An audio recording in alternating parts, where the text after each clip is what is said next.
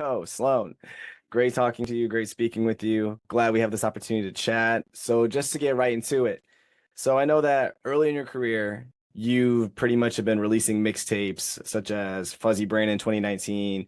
You had Harmony House in 2021, People in Motion in 2022. And unlike most singers, that's not really the traditional route that many people go through. They see like EPs, projects. I've seen a couple singers like Mike Posner, Alec Benjamin.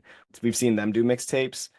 What exactly was the reason that you decided to go that route leading up to now your upcoming album coming out soon? Yeah, I mean, the mixtape thing is kind of like a recent revelation and like my like emotional attachment to them. Like they're essentially just albums that I release and the creative process for this album was definitely the same as the others where I write and produce and mix everything myself. I think I just kind of found myself in a place where like as an artist I hadn't really introduced myself like as Dayglow fully. Like all the albums I had been making were pretty experimental in their own way and I hadn't really been like this is what Dayglow sounds like. This is what Dayglow looks like fully encompassed. So that's what this record was setting out to achieve. All these past records were me like when I was 18 messing around. Like this was now Harmony House was an album where like I was listening to a bunch of like Christopher Cross and James Taylor. I just made like a yacht rock album for the most part. And People in Motion was kind of like LCD Sound System inspired almost, like electronic.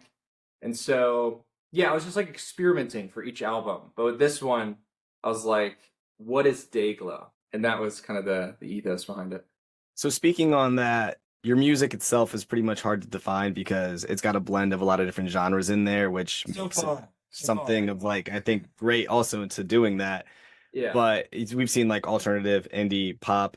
So taking that out because I think it's hard to categorize your music as it is in a genre. It's very much more the genreless term to how you can pretty much take and listen to it. But how would you describe it in adjectives if you had to choose some specific words to give it a definition? So it's a little bit less easier to kind of see seamlessly about what we listen to. Like, how would you call it out with just Yeah. words? I think my music is like I mean it is such a vague thing, but like indie alternative is like definitely up there in its like genre stuff, but I would say beyond genre, my music for the most part is pretty hopeful. I think it's fun music. I mean, usually my lyrics are like definitely going over topics of like self awareness and like growing up and like I wouldn't say my lyrics are like heavy, but they aren't like always like, life is amazing and the music matches the lyrics. It's kind of like the music is happy while I'm going through something emotionally in the lyrics. So I don't know what word that would be. I would say it has depth in a way. Yeah, It's yeah. definitely has layers to what Yeah, it's yeah. hearing. I have always thought that like however much you're willing to read into it and listen, which is, kind of hard to get people to do nowadays. If you listen to a song over and over, you kind of realize like, oh, like that's kind of like a heavy topic. Yeah. Uh, but yeah.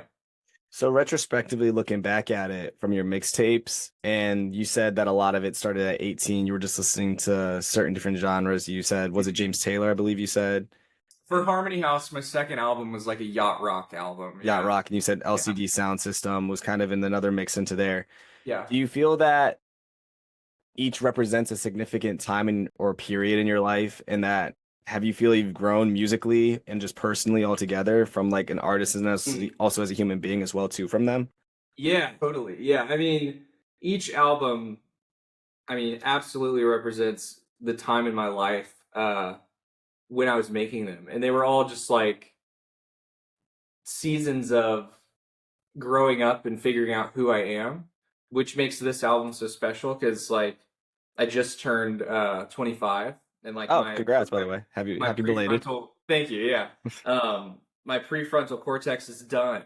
Yeah, but So you now like it begins the quarter life crisis. yeah, yeah. And so that kind of was what made me approach this album with it being like self-titled and everything. And I think sonically, like genre-wise, this album is the most like a Fuzzy Brain, my first album, because I kind of revisited that a lot and like thought about like what did I like originally, and like what is the most intrinsic like me music.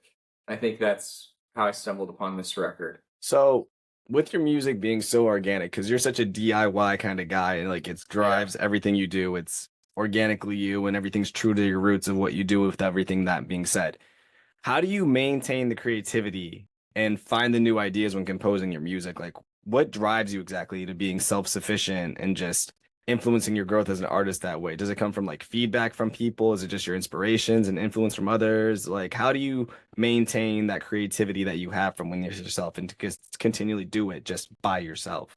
Yeah, that's a good question. I mean, like, so I kind of realized this recently. Like, I've had the same daily routine since I was like 10. Like, I do, like, I wake up, I make something, whether that's like music. Lately, I've been getting into like woodworking, and like some like electronic stuff. I watch a bunch of YouTube, which is usually like learning how to do something on YouTube. I'm always like watching people like build houses and stuff. Tutorial after tutorial, and just Yeah, yeah, yeah, yeah. yeah. So, like that's kind of like my daily routine. It's the algorithm for you right there. Yeah, and so I don't like I don't struggle with writer's block. I like if I sat down, I'm pretty confident like for the most part I can make a catchy song pretty much every day. But I think like why would that song need to exist? Like there's so much music out there and there's so many things out there that are like catchy at this point, and AI can write catchy songs. Yeah, it can, There's like unfortunately, but yeah. there's like a human element to things that really matter, and I think that's what makes songs special. And I think people can like feel it when something is created by someone, and so I try to be as like intentional with what I'm doing as possible and like know why I'm doing it. That's like the emotional side of things. And then with doing it alone, I grew up in a small town in Texas, and I was like the only person that like cared about bands in general. Like no one even like really would have been doing like what you do, where it's like, you know, caring about music and like thinking that it matters at all. Did So you like have any specific bands that you were like, I like this band, and everyone else is just like, yeah. nah, not us. We're a top. Was it like a top 40 town? Like where that's all you heard was like the biggest hits, or and you were out listening to everybody else, or what was it? Maybe it was like top 40, but I don't even remember just like music. Like I remember one of my best friends, he was like, I don't like music. Like he just didn't even like me. He didn't even like listening to it. And I was like, how does that make any sense? I got disassociate right after that. Like I'd be like, I don't know how long this friendship's gonna last, but Yeah, but I think it was like a lot of country music, maybe. But yeah, I just like grew up doing it by myself, and that made the most sense to me. I also thought that's how it worked for a lot of people. Like I thought when I was listening to music, I was thinking like, you know, the lead singer of this band had to have had a say with, you know, how the drums were mixed or like how all these things. And I didn't realize how not true that was. But that's just how I've approached things, and I don't know, it's just worked so far. well then, Yeah. what's sorry to cut you off. Then what gravitated you to continue to pursue music as a career then? Because coming from a very unmusical small town, I would assume, if you're just in this area that not a lot of people have any interest into showing about how much they love music, what exactly had you think that, oh, because that's a hard battle to go against. You're pretty much going up a mountain, it sounds like, by Hmm. yourself, where everyone's trying to be like, making music just doesn't really happen for us over here.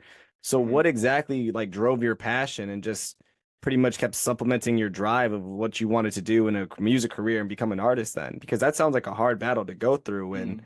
everyone in town saying that music is just a thing that nobody does here. And then here you are, this small town kid who's like, actually, I'm going to make it what I do is my whole entire life. Yeah, I mean, like, I love, like, for whatever reason, I just love making music. And, like, that's all I've ever done. And it's all I've ever wanted to do was just make music. It's like how I process my emotions. Like, it's totally what I would be doing every day, even if it weren't, you know, my career. Yeah, like if And everything paid the same, you'd still do exactly yeah, what you're doing. yeah.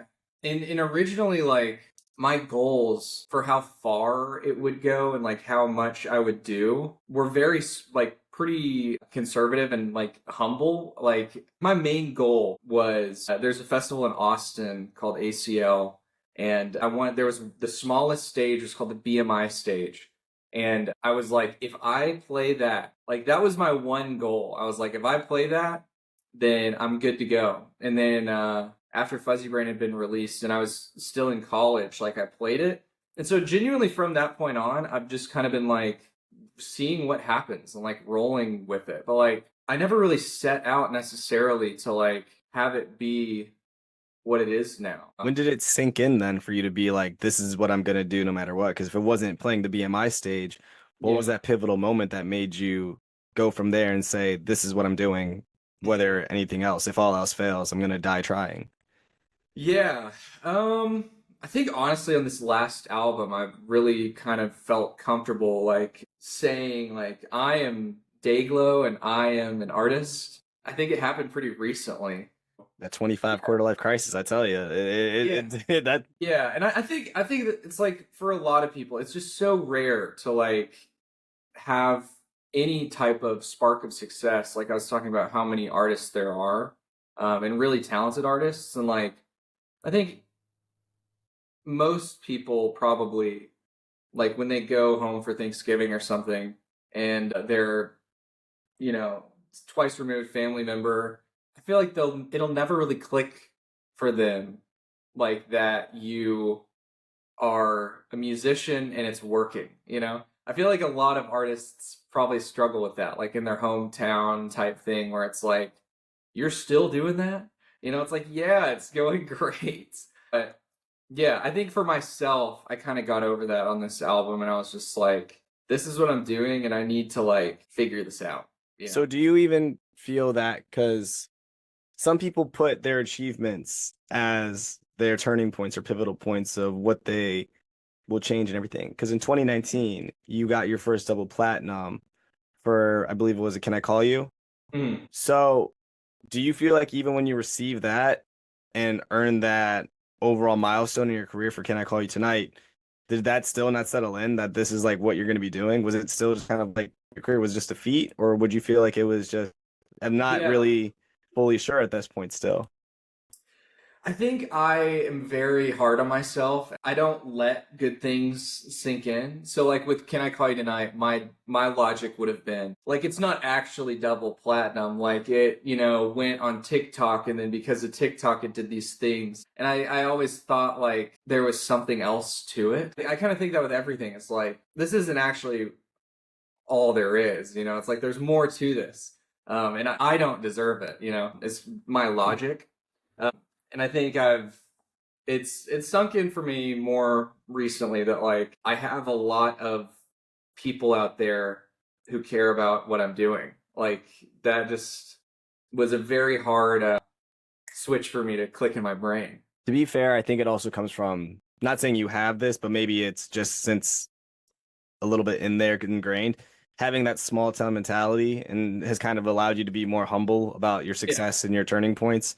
yeah, And since coming from a small town, you're going to be like, well, there's someone out there in Beverly Hills or there's someone out there in New York that has like this limelight lifestyle that they're earning and earning and earning. And maybe it's a place of comparison. I always say comparison is a thief of joy, where it yeah, comes down to like seeing what you are in another person. You might think, I guess I still have to go 10 steps further, even though it's feels like two steps back. But it could be a little bit of mix of both. But at the same time, I think being your biggest critic is also a positive to you since yeah, it allows you to see growth and change and opportunities where you can improve and such, even though you are still totally. doing great nonetheless.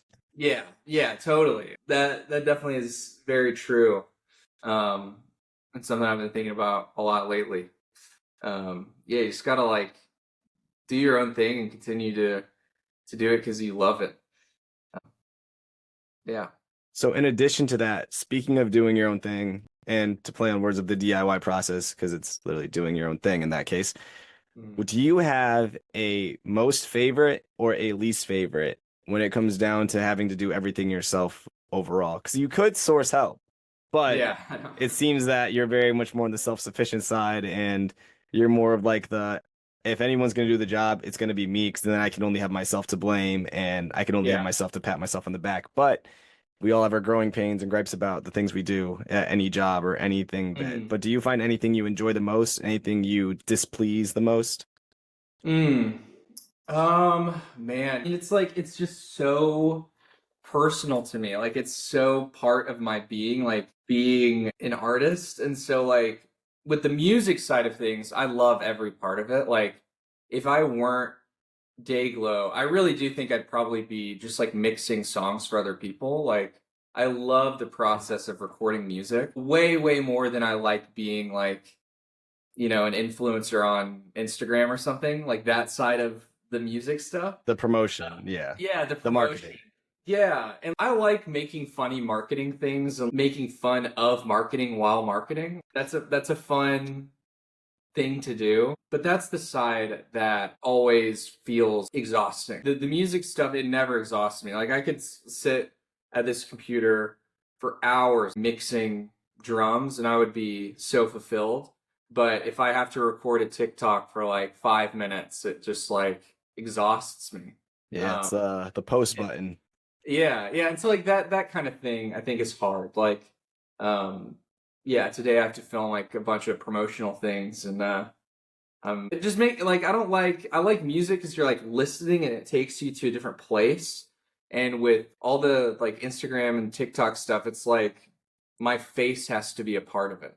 You Yeah. know, I don't really like having to, you know, like do that all the time. You don't want to put yourself out there that much. If you could put like two promotional videos out and call it Yeah, or just like free leave album. leave some mystery, but I totally understand the necessity of it though. And increasingly so. It's so incredibly important to make constant content so you can get people's attention. Yeah.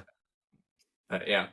So additionally, when it comes down to your music and how you also direct your music videos, such as Every Little Thing I Say I Do, you've also did Cocoon. How do you approach translating your songs into visuals exactly? Does it come from like cinematic influences, or is it just the lyrics itself is kind of where you like Mm. see exactly where you want to take it? Is it the production of the song? Like, how do you go about finding where you want to take the direction for your visuals for your songs? I try to have like some of my favorite music videos are like OK Go, like they Ah, have yeah. those like crazy videos and stuff. And those I wouldn't say like compare to mine necessarily, but I think they're all really fun in the way that like they're one idea just completely blown out of proportion. They can't Um, be compared to each other. I say they're like episodes of SpongeBob. You can say yeah, like a couple sentences or phrases about them, and you already know like which one you're talking about though with it. yeah, yeah. And I think with my videos, I try to do like the most low budget DIY version of that, where like I try to think of one idea that makes this video what this video is, and then go with it. So, and make it be like it doesn't require any, honestly, just like big budget. Like I just try not to do that. Probably because it goes back to the personal thought of like I don't deserve a big budget. Like I shouldn't have that. How can I make a Um, music video with $50 in my pocket, yeah, basically? yeah. That's always kind of my goal, and I think the internet loves that kind of stuff for the most part. Is like seeing people do what you could have done. I think with Dayglow, I try to do that as much as possible because I know a lot of like artists like are my fans, like aspiring artists, and I want to show them like they could do what I'm doing as much as I can. Like I try not to like use too much. Yeah, you want to be the everyman of the music industry. You want to be the Yeah, commoner, basically, in this yeah, case. Like you want to show that simplicity that can be replicated is a joy. You don't want to have yeah, something where like, oh, I need the most Marvel or DC effects in this video and I yeah, need CGI for this. Like you yeah, could be like, I just need two hands, puppets, me singing on the guitar, and we're yeah. good. Call it. Totally, totally. So then on top of that, preparing for the release of now this debut album, aside from your music videos, how does it feel now preparing for it compared to preparing for your mixtapes? Like, where does this one really sit with you? You said you touched a little bit earlier, but Mm. when it comes down to how you've actually gone about the preparation from what's in the studio, what you're doing from your vocals, your production. Do you treat Mhm. this one a little differently now compared to the mixtapes of before? For the past two albums, I've definitely made them in a year. And with this album, I kind of took 2 years to make it, to really make sure like this is what I wanted to be doing. And yeah, I mean, I definitely am like an album artist. Like, I think for me, it's always been really hard to like pick like what the single is. And I think a lot of times it's like, it's so hard to just do that in general. Like, fans will pick for sure, like the song that means the most to them. So it's been weird, like trying to promote it because for the past three albums that I've done, it wasn't as important to like leak the song before the song is out. You know, like you have to make the TikTok audio and Mhm. then like it has to trend before the song is out. The And snippets and the that's, trailers, yeah. yeah, and that it's just like that's been hard to like do. But I think once the album is out and once the tour is going, I think it'll click for people and probably click for me that like it's out there. But yeah, I don't know. I think the approach, I was just trying to be as not think about it as hard or like this is this concept album of like it's supposed to be like this. Like this album, I was just like being me and playing guitar and keeping it pretty raw as possible. And it's it's hard to see yourself fully, but I'm confident that it shows through the music and through the album simply just because I made it, you know? Yeah. And I tried to rely on that blindly as much as possible. So you Uh, want this to be something that's very just rooted to you creating back to the yeah, craft, true yeah, artistic, just yeah, elements that you can give to those to listen to. It's not, it still has your depth and layered yeah, overall like behind it, but this isn't something that you want to be too in depth and also too just simplistic, it seems like. yeah, yeah. I think I wanted this album to be just like as me as possible. The best way to probably do that is to not think about it too much, you Yeah. know? And so it's interesting where I landed. Like it ended up being a lot of like electric guitar and vocals. Like it's pretty stripped back, especially compared to the last album. But I'm stoked. I love this album and I'm really excited for people to hear it in its entirety. Well, it's amazing to hear. And then speaking of people being excited to hear your music, you also have your headline tour, which is going to be broadly titled, of course, Dayglow, the tour, as stripped Yeah. back as it can be, beginning September 12th in Mexico City, I believe. And then Hmm. you've got your three final shows in your hometown of Austin, Texas. Hmm. How does it feel that you get this opportunity to play this new music for these fans of yours across the US and overall just get to experience it through? Like, how do you just overall feel about when it comes down to touring and just overall getting to perform and having that outlet once the album's out and such and such? Hmm. I'm so excited. Like I know for a lot of artists, like touring isn't their favorite thing, but like for me, without a doubt, it is. Like I think really my music makes the most sense being live, but like I think yeah, it's just what I love. Like I love meeting people and like meeting them where they are and like them being I mean for the most part some people travel for shows, but like Yeah. me meeting them as Dayglow in their hometown is just always so exciting. I love touring, and I think this show is going to be definitely the best Dayglow show yet. And I think I'm the healthiest and most like mentally prepared for it. And I think I'm over that slump of like, you know, being like the shy guy who like doesn't deserve this at all and just like fully embracing it and having fun with it. You're Um, smelling the roses and actually accepting the flowers this I'm time. stoked about it. Yeah, Yeah. yeah.